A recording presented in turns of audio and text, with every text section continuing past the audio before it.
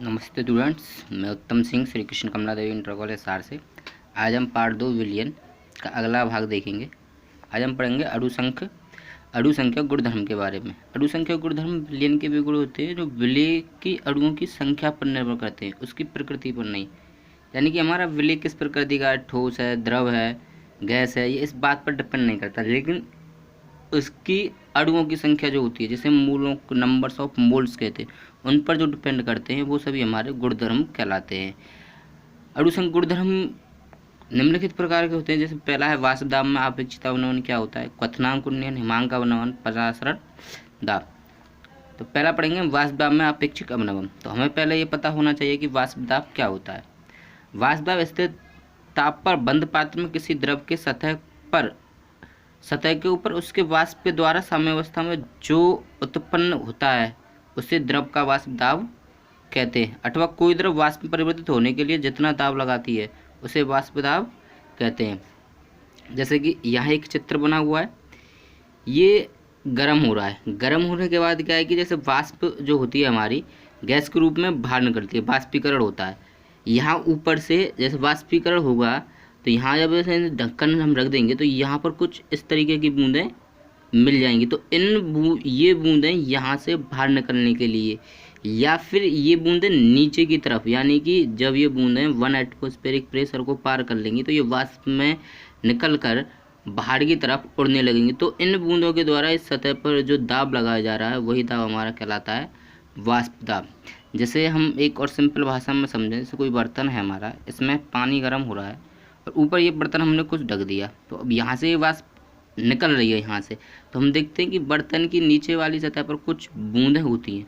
ये बूंदें यहाँ से उस बर्तन में से भी अगर हम कुछ उस पर कोई ठोस धातु वस्तु ना रखें तो हमें दिखता है कि वो वहाँ से भी कुछ गैसें निकल रही होती हैं। तो वो गैसें, तो जो द्रव है वो द्रव यहाँ से निकलने के लिए जितना दाब इस पृष्ठ पर लगा रहा है वही दाब क्या कहलाएगा? हमारा वाष्प दाब कहलाएगा। वाष्प दाब को प्रभावित करने वाले कुछ कारक होते हैं। एक होती है विलायक की प्रकृति, यानी कि विलायक हमारा किस प्रकार का है। तो विलायक की प्रकृति बढ़ाने पर जो वाष्प दाब होता है वो क्या होता है? वाष्प दाब कम होता है। जैसे सपोज दैट एक तो हम सिंपल पानी गर्म कर रहे हैं, ठीक है, पानी गर्म कर रहे हैं, तो हमारा इसका जो वाष्प दाब होगा वो कैसा होगा? अधिक होगा। अगर मैं इसी पानी में नमक या शक्कर डाल दूं तो क्या होगा? इसे अधिक टाइम गर्म करने के लिए अधिक टेम्परेचर की आवश्यकता होगी। अधिक टेम्परेचर की आवश्यकता होगी तो इसका जो वाष्प दाब होगा वो बहुत कम होता हुआ चला जाएगा। तो विलायक की प्रकृति वाष्प दाब कम होती है। तापमान का प्रभाव, हमें पता है कि P जो दाब होता है वो तापमान के अनुक्रमानुपाती होता है। तो जैसे हम अगर अनुक्रमानुपाती है कोई भी चीज़, तो तापमान बढ़ाएंगे तो वाष्प दाब भी बढ़ेगा और तापमान घटाएंगे तो वाष्प दाब घटेगा। इसी प्रकार अवाष्पशील विलय की उपस्थिति, अवाष्पशील विलय की उपस्थिति भी हमारी क्या करती है?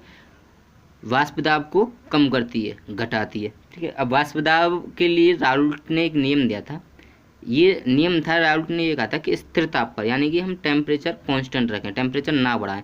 तो किसी अवाष्पशील विलय मुक्त विलयन में विलायक का जो वाष्प दाब होता है उसके मोल प्रभाज के समानुपाती होता है। यानी कि हमने मान लिया बालक पी ए विलायक होता है, तो पी ए किसका अनुपाती होगा? मोल प्रभाज के। P A into x, x यहाँ पर क्या है? एच यहाँ पर कांस्टेंट है, यानी कि नियतांक है। शुद्ध विलायक लेने पर पी ए जो होगा पी नॉट ए के इक्वल में होगा, और जो एक्स ए का मान होगा यानी कि मूल प्रभाज का मान होगा वो कितना होगा? 1 होगा शुद्ध विलायक के लिए, ठीक है। समीकरण 1 से हमने यहाँ पर एक्स ए की जगह 1 रखा तो के का मान आ गया पी नॉट ए।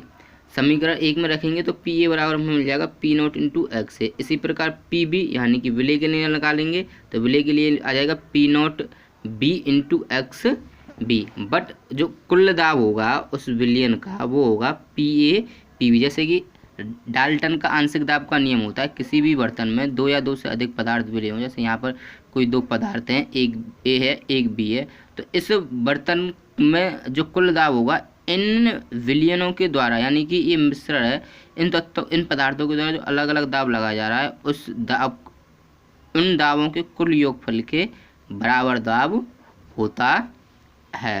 तो P बराबर P A plus B B, तो P बराबर आ जाएगा हमारा P naught A into X plus P B naught B into X, अर्थात किसी विलयन में किसी घटक का वाष्प दाब उनके मोल प्रभाज्य के समानुपाती होता है। यानी कि कोई सा भी हम घटक ले लें, या तो विलय ले लें या विलायक ले लें, उनमें से एक का जो मूल प्रभाज वाष्प दाब होगा उसके मूल प्रभाज्य के समानुपाती होगा। चूंकि एक्स ए प्लस एक्स बी बराबर एक होता है, तो एक्स ए बराबर हमारा आ जाएगा 1 माइनस के एक्स, तो पी ए बराबर पी नॉट 1 माइनस के एक्स बी, किससे समीकरण 1 से। हमने एक्स ए की जगह कितना रख दिया, एक्स माइनस बी, तो पी नॉट ए अंदर मल्टीप्लाई कर देंगे, P naught A into x, ठीक है। इसी प्रकार P naught B into x की वैल्यू हम निकाल लेंगे यहाँ से, क्योंकि पी नॉट बी का मान निकालेंगे, P naught A P upon में पी, यानी कि एक्स बी बराबर आ जाएगा हमारा P naught A minus P A upon P naught ए।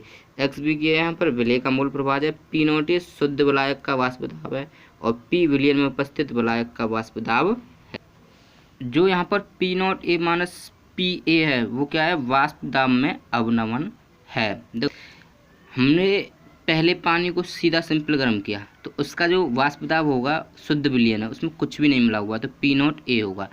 अब हमने इसमें नमक, चीनी, शक्कर या और कुछ मिला दिया, तो अब इसे गर्म करने के लिए यानी कि वाष्पीकृत होने के लिए और अधिक दाब की आवश्यकता होगी, यानी कि अवाष्पशील बनाने की, वो हो गया पी नॉट ए। तो इन दोनों का जो अंतर है वही क्या कहलाता है, वाष्प दाब में अवनमन कहलाता है। P naught A minus P upon P naught A, वाष्प दाब में अपेक्षित अवनमन। तो P naught A minus P upon P naught A X B के बराबर, यानी कि हम कह सकते हैं कि स्थिर ताप पर किसी अवाष्पशील विलय मुक्त विलयन के वाष्प दाब अर्थात अवनमन उसमें घुले हुए विलय के मूल प्रभाज्य के कैसा होता है, बराबर होता है, ठीक।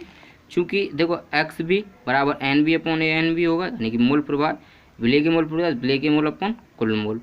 एन ए बराबर होता है हमारा भार बटे अणुभार मूलों की संख्या, एन बी बराबर W B upon M B. समीकरण 1 में रखेंगे हम दोनों को, इसे सॉल्व करेंगे तो यहाँ से हमें एम बी यानी कि विलय का अणुभार हम यहाँ से ज्ञात कर सकते हैं। देखो राउल्ट के नियम की कुछ सीमाएं होती हैं। राउल्ट नियम जो है तनु विलयनों पर लागू होता है, सांद्र विलयनों के लिए राउल्ट के नियम विचलन प्रतिशत करता है, यानी कि पतले विलयनों के लिए ये लागू होगा, सांद्र विलयनों के लिए नहीं होगा। यानी कि सांद्र विलयन जो है तो राउल्ट के नियम का पालन नहीं करते। ये नियम केवल अवाष्पशील पदार्थों के विलयनों पर लागू होता है, यानी कि जो पदार्थ अवाष्पशील हैं उन्हीं पर लागू होगा। वैद्युत अपघट्यों के विलयनों पर राउल्ट का नियम लागू नहीं होता। जैसे वैद्युत अपघट्य यानी कि वे पदार्थ होते हैं जो किसी भी विलयन में विद्युत उत्पन्न करने के लिए मिलाए जाते हैं। जो पदार्थ विलयन में संगुटित हो जाते हैं उन पदार्थों के लिए भी राउल्ट का नियम पालन नहीं करता है। अगला नियम है गैस में द्रव की विलेयता, यानी कि गैस में द्रव की विलेयता क्या है, या हेनरी का नियम। हेनरी का नियम यह है, इस किसी स्थिर ताप पर किसी विलायक के इकाई द्रव्यमानों में घुली गैस की जो मात्रा होती है गैस दाब के समानुपाती होती है।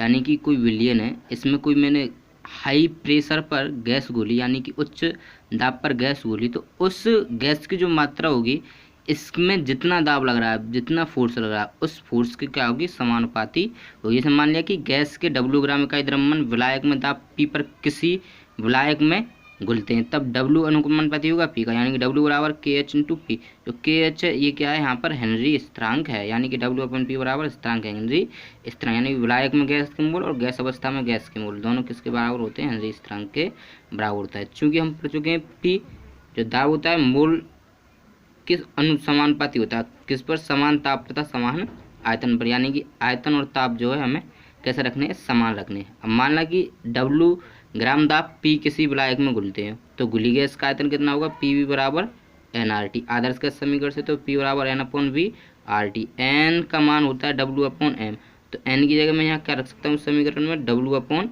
एम रख सकता हूँ, ठीक है। यदि दाब दोगुना कर दिया जाएगा तो मेरी देखो ये इसके अनुपाती है, तो जितना मैं दाब बढ़ाऊंगा यहाँ पर, जितना दाब बढ़ेगा उतने ही क्या करे, बढ़ेगी विलायक की मात्रा बढ़ जाएगी, ठीक है। समीकरण 1 और 2 से लूँगा तो वी बराबर कैसा होगा, V1 होगा, यानी कि आयतन मेरा कैसा है, स्थिर है। अर्थात हम कह सकते हैं गैस के घुलने वाले आयतन पर दाब का कोई प्रभाव नहीं होता है, यानी कि गैस जो घुल रही है आयतन में उस पर दाब का कोई भी प्रभाव नहीं पड़ेगा। यदि द्रव में गैस की विलेयता मूल प्रभाज के पदों में नापी जाए तो विलयन में जो आंशिक दाब होगा P बराबर के एच इंटू एक्स, यानी कि एक्स क्या है यहाँ पर मूल प्रभाज और के एच क्या है यहाँ पर हेनरी स्थिरांक है।